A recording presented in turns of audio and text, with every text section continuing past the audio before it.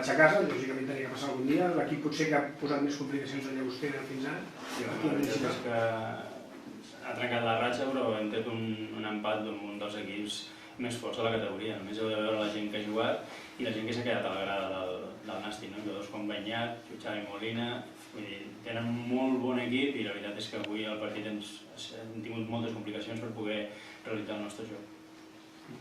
Ara recordava l'entrenador del Nàstic que el Llagostera quasi no ha creat ocasions. Això ha set mèrit de la defensa avui del Nàstic? Com ho creus? Us han tallat totes les opcions? La veritat és que els primers 15 minuts del partit hem tingut 3 o 4 ocasions bastant bones, en jugades d'estratègia, que hem creat algunes ocasions, podien haver set gol, no? A partir d'aquí sí que és cert que el Nàstic ha fet un treball defensiu molt bo, ens ha tallat totes les nostres línies de passades i en el joc directe també ens ha estat superior. La veritat és que ha sigut un partit molt complicat i donem com a bo el punt i a més amb el rival que ens hem enfrontat. Entenem que el punt el doneu com a bo, però sí que és cert que cada vegada els rivals us tenen més estudiats. Per exemple, avui el Nàstic us ha tallat totes les línies, com has dit. Quines opcions?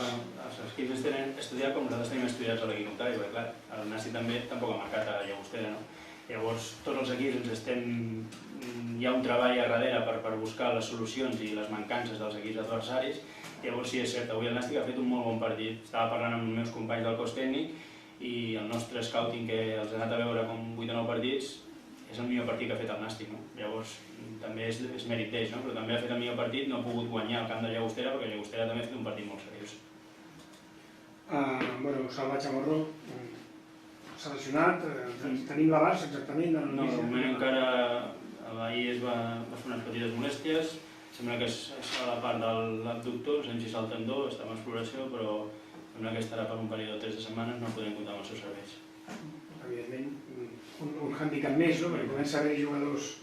Potser tornaran tots alhora, no? Però de moment fins a Nadal les mirarà just, no? Sí, la veritat és que no estem tinguent ara sort darrerament amb les lesions, però bueno, la lliga és molt llarga, ens pot passar aquestes coses i la veritat és que la gent que surt ho fa també molt bé i estem una miqueta malhumorats per la lesió del company, d'un jugador, però bueno, no ens afecta en el sentit que, ja dic, que estem molt contents de tot el gruix de la plantilla i hauran de sortir altres jugadors que ja dic que faran la mateixa feina que està fent el Salva.